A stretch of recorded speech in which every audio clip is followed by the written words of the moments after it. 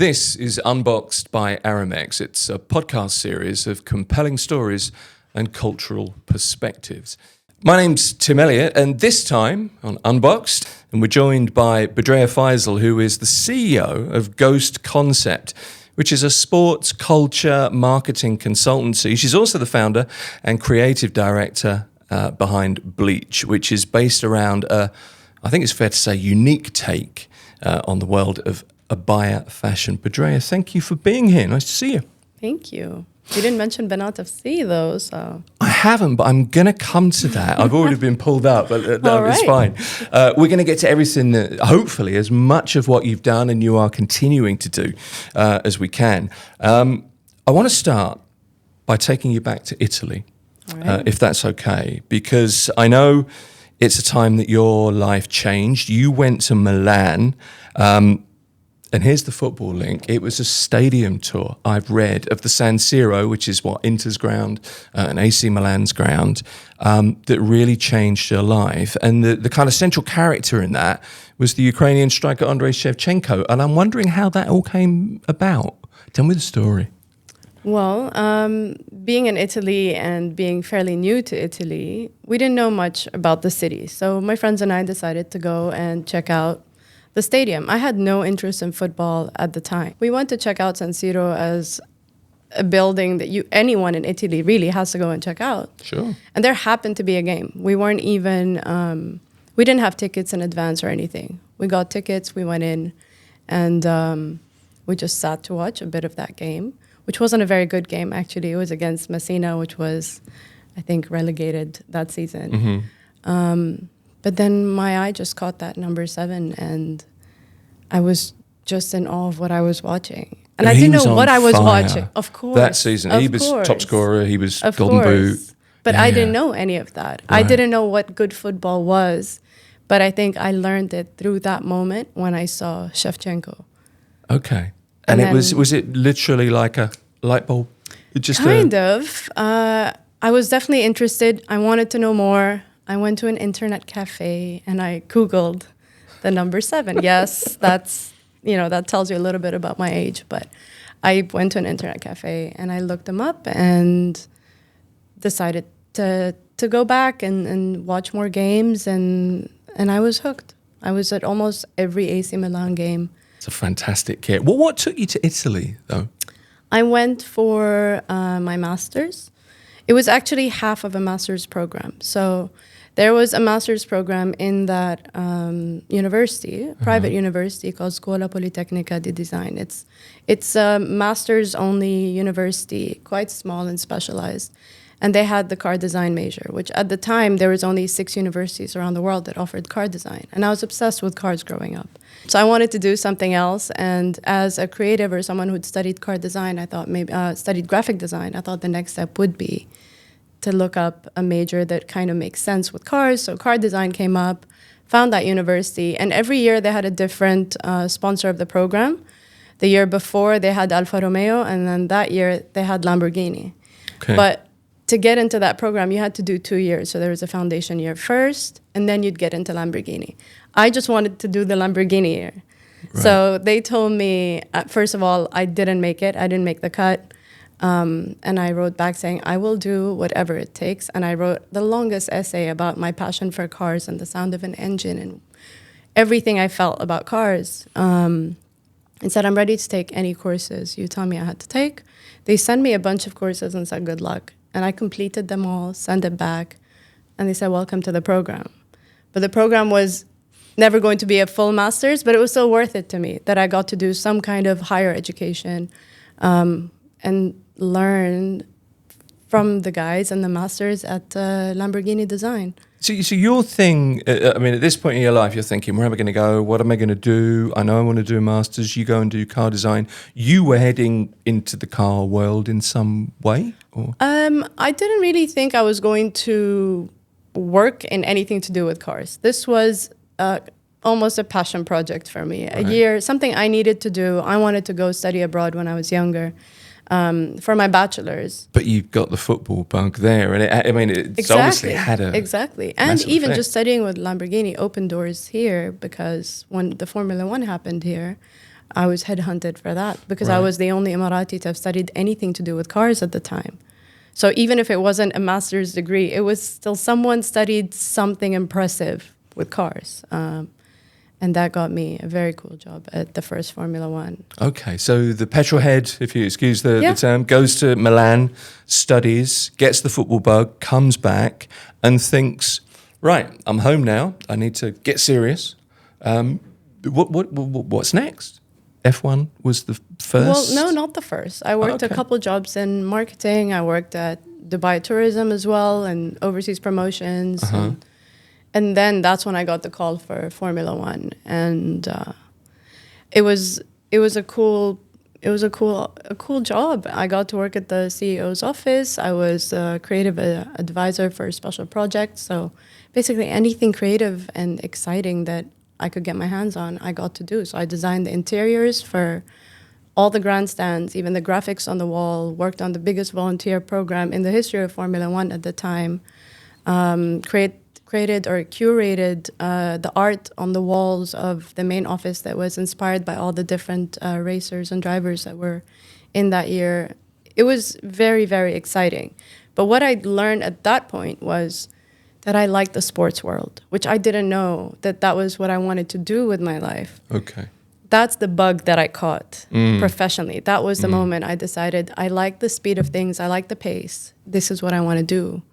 So what's next? And the sports world kind of came to me. So I got a call from a friend of a friend of my mom who actually worked at the Sports Council. And he's heard about me and my work at Formula One and asked me if I was interested in interviewing for a marketing role at the Sports Council. And it was a lot more junior than what I'd done before. Okay. And it was a big kind of a step down compared to the roles I'd had before Formula One and at Formula One. I was going to say, did that worry you, or did you just think, no, there's something about... Yeah, something felt right. Something felt good and honest about the work that I was going to do there. That there's I don't know if it's really necessarily a Muslim thing, but there's not necessarily halal money, but blessed money. It felt like it was good and it was right and it was going to be well spent. And I ended up saving a lot more from that job than I did from the previous ones, where I was making a ton, but I had no time to spend it. Yet I spent it all. I don't know how. Okay. But with this one, I was able to do a lot more. And it wasn't about the money, of course. It was just that this was the right step for me. I was worried because at the time I didn't even speak much Arabic. I wasn't used to speaking Arabic. Even at home, we speak English a lot. And they even used to call me Francesca at the Dubai Sports Council. So coming back from Italy, I dressed differently. I always kind of stood out. Back then, people weren't really wearing sneakers and abayas, and I always did. And I always wore colors. Every photo I've seen of you is... I mean, I'm always in yeah. sneakers. I don't think you'll find me in heels. Comfort's fine. Exactly. Yeah. And it's, for me, this was a big obsession of mine, sneakers, actually, and collecting them. And Italy definitely helped with that. What was it that that led you to decide, right, I need to do something? Because you I think what you did was brave. You are really the first sports marketing consultancy here. Yeah. You're certainly the first sports marketing consultancy led by a female here. I mean, that's a couple of firsts there. It was a very brave thing to do. What was it that led you to think, right, I'm going to do this? Ghost Concept, which is the name of your consultancy, is what I'm going to call it. It seems like a leap to me. What did that? It was, but I think maybe, as you can tell from the patterns of my life, I'm used to leaps. I'm used to doing things that... You seem to sort of take right turns, left turns. You're zigzagging. I like taking chances. I like taking chances. Like I believe in where I'm going. So I might not know, what the end of that road looks like, but I know my next step. I believe in it. I'm going to go for it. I have no fear when it comes to these things. I like taking risks. That's kind of what, gets me out of bed in the morning, is that knowing that I'm going to go and do something exciting and challenge myself and try and make a difference somehow. So Ghost Concept came after several jobs in the world of football. And after hearing about a story that maybe I don't want to talk about. So I'd heard about a player who had a bit of a small scandal. Wasn't really that much of a scandal, but that was used against him by organizations around here to hurt him and have him potentially renew a contract at a different value than he should have been worth at Understood. that time. Yeah, I'm with you. And I felt rage when I heard about that, because players don't know, or at the time, didn't know their worth outside of their clubs. So they felt that their worth was completely belonged to the club. What the club told them they were worth was it. But they were much more than that. And they weren't used to being told that or being empowered for it. Okay. And that was the moment I decided I was going to do something to empower these boys and help them add value to their lives and their personal brands off the pitch. It's something that I think a lot of people forget. It's this jump from, okay, so you're great at football and you play in a team and you play with lots of people your age, and it's a club, it's a gang, it's a team mentality. But everything around that surrounds that is a very, very difficult thing to navigate, I think. If you're an 18-year-old footballing prodigy, you're launched all of a sudden and you're supposed to understand how to do that. Right. And I guess for you, it sounds almost like you have a little bit of a sense of justice, almost. A little bit. I feel like I've personally judged these players myself. So coming from someone who's worked at the Sports Council and then at the Pro League and then at a football club, I've seen the players with the eyes that all these organizations saw them with. So I'd always look at them differently depending on where I was. And then after working at a club and being not necessarily closer, but close enough to players to see them differently, I realized how wrong I was to judge them like the rest of the world did. Think, oh, they're just rich, spoiled boys who, don't know what to do with their money. And I felt kind of ashamed also for putting them in that box, when the reality is, if the country or the club or wherever they play is giving them that money, who's going to say no to that? If someone was going to offer you millions to play for a club, are you going to say no to it? No, but you need to have the right people around you to educate you on how to spend that money. Or it's the argument all the time, isn't it, that footballers are paid stupid amounts of money, it's far too much money, but it is a very short career. Exactly. And I guess in some ways, you need to take advantage of that. But in order to take advantage, you have to have somebody to help. Exactly. And it's not like a fluke that these boys make it. They all dedicate their lives to this profession. Mm-hmm. They do more there than some of us do for our own careers, because we can switch anytime we want. Sure. I can decide that I'm going to quit marketing and do something completely different. But they can't. Football is what they do. They can add to it as they grow, but growing up, it's all they know and it's all they want to do. So yes, they deserve every penny they make. And no, there isn't such thing as too much money in football, because there's a reason there's all that money in football. If there is demand. Yeah. So you can't blame the players, blame the game, right? So that's the point. It is a game, isn't it? It is, exactly. I want to move to something else now, something else that you do. Ghost Concept is one thing, Bleach is another thing. And it seems like in around about 2009, from what I've read about you, the Ghost concept was bubbling. Bleach as a concept. Well, it was sports bubbling. marketing. So my job with Formula One and Right. Bleach happened at the same month in 2009. Really? So they coincided? Yeah. So Bleach is essentially a fashion, and a buyer fashion company. But you start that at a time when independent buyer labels were pretty thin on the ground. Yeah.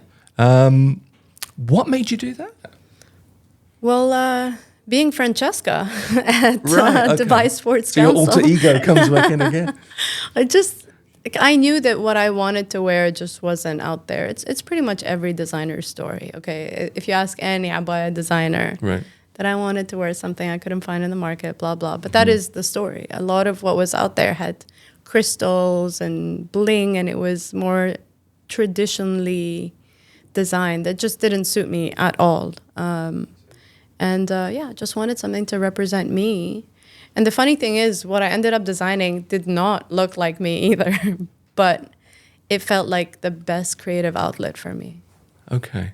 I needed to create something. So while I was in the service industry, I guess, and working in marketing, you're always servicing someone else's product. True. I needed to create my own. And that's what it became, a creative outlet. Okay. So we've got Ghost Concept, we have Bleach, both ongoing. You mentioned this right at the start of the podcast, so I'm not going to get away without mentioning Banaat Girls FC. Yes. That's another venture, and it's interesting because football really is not a male preserve anymore. I would bring my best example I have is the Lionesses, the England ladies team winning the Euros, etc. And all of a sudden, you're watching women's football in grounds where there are serious numbers of fans. And that's a very recent change.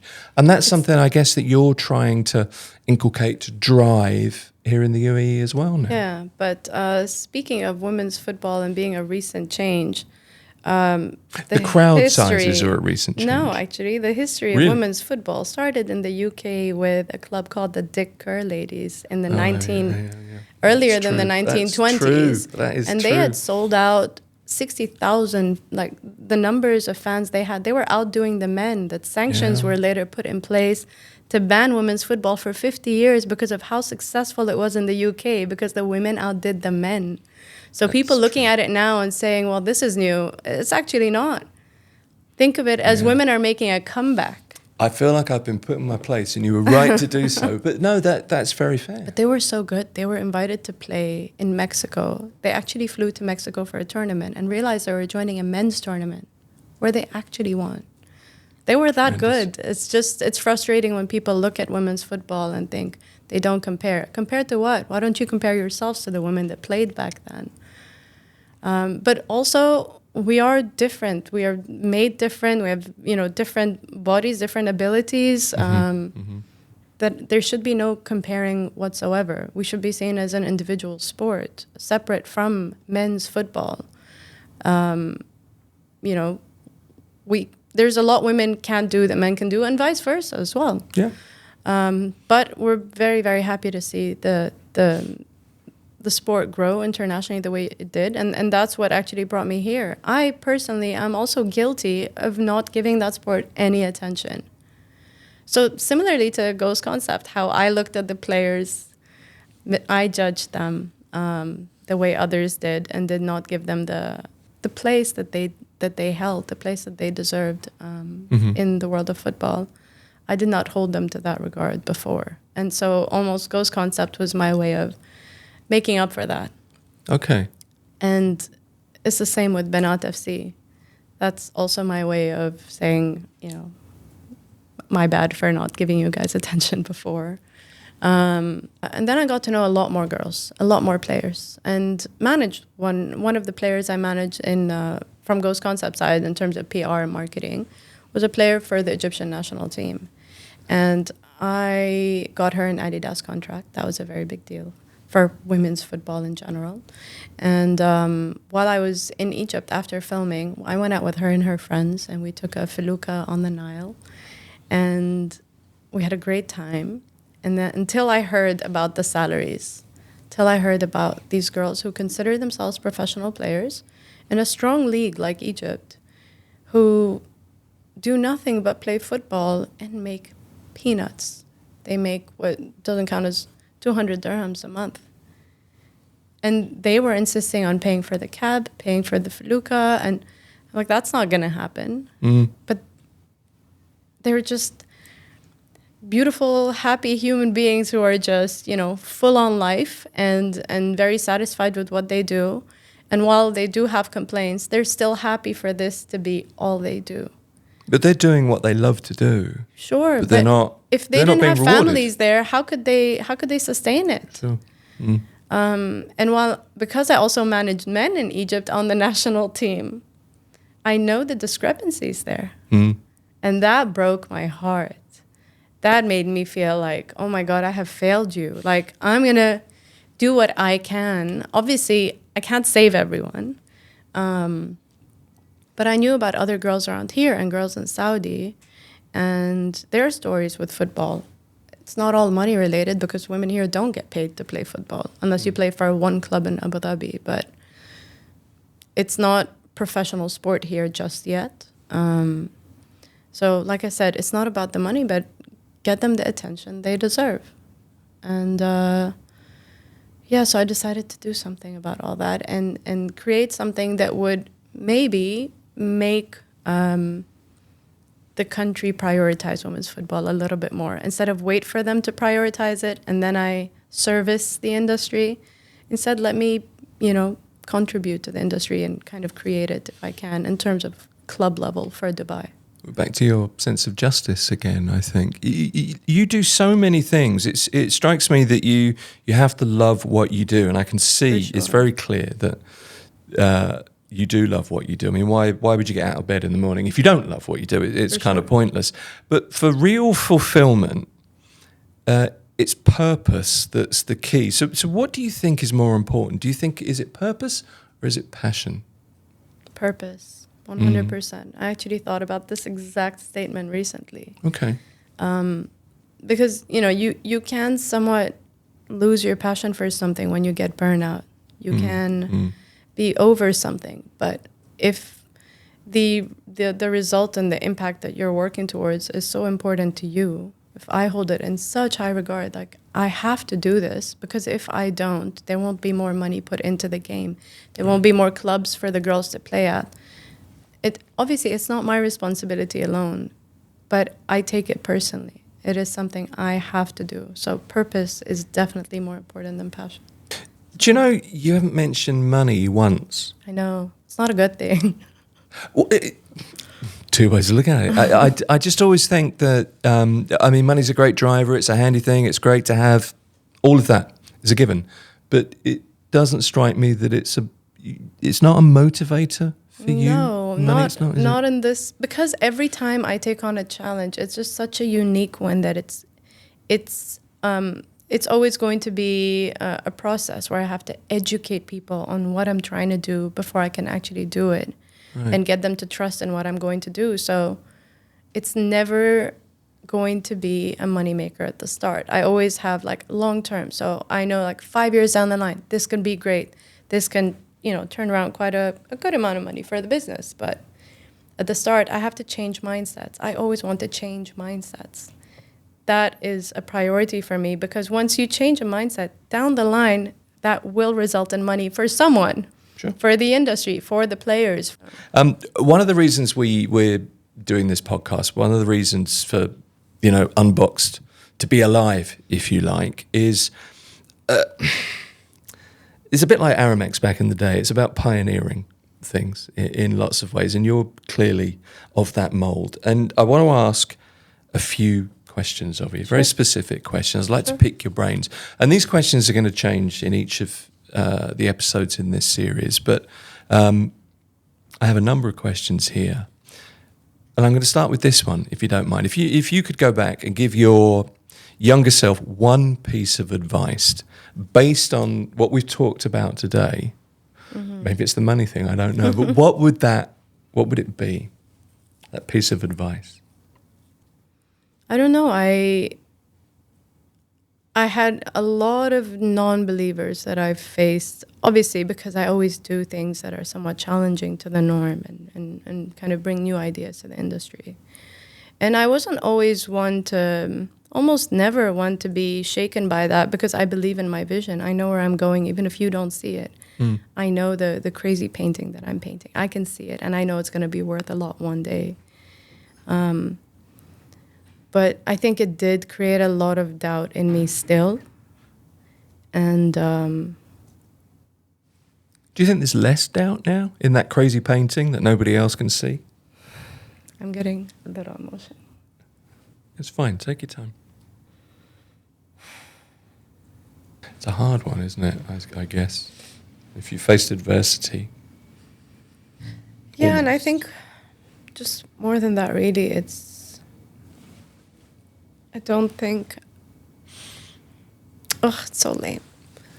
It's not lame at all. No, really, it's really the thing not that's lame. always gotten to me or like caused my recent crying sessions is getting kind of recognition from parties that I really look up to, and whether it's brands or magazines or conferences, people that see me and see the value in what I'm doing. Right. Every time I get that recognition, instead of celebrating that, I kind of feel the sadness for not. No, it's sometimes it's just hard to, those little triggers.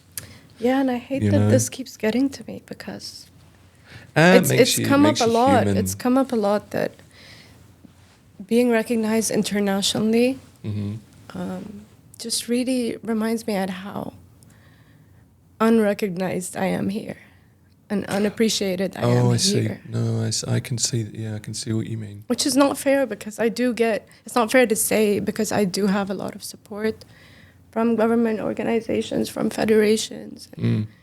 I feel like Recognition? I'm somewhat othered, seen as Okay. because I am different, which is normal. Everyone's different now, it's a different time where a lot of girls look like me and present themselves like me and aren't the most traditional. Yeah, but I think I don't know. And tell me to shut up, stupid old boy. But I think probably you are a little bit different. You're not. I am, but other different people do get celebrated still and recognized and appreciated. True. And, Yeah, I wonder. every time I get some kind of recognition somewhere, instead of feeling the joy, I hate that I go to but why am I not getting that here? Okay.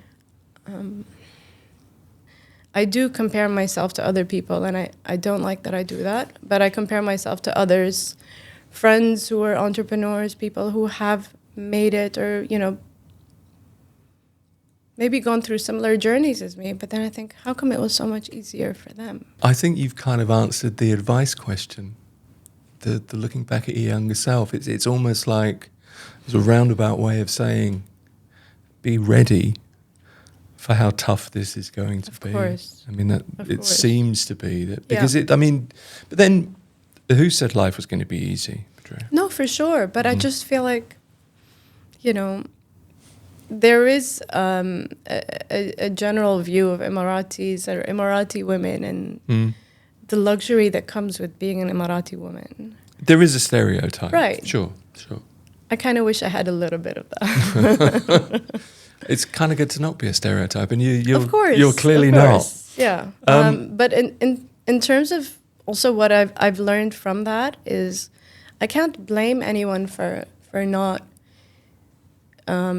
giving me that seat of the table because of whatever reasons that are, out of my control.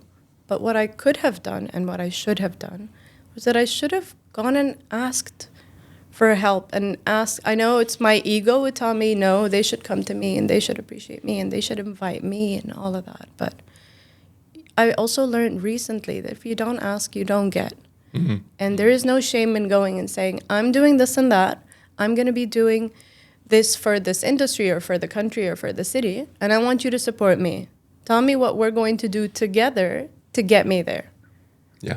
And that's what I've been doing recently, and it's made the biggest difference. So everything I'm upset about now is no longer my current reality. It's just, it's still somewhat recent, I guess.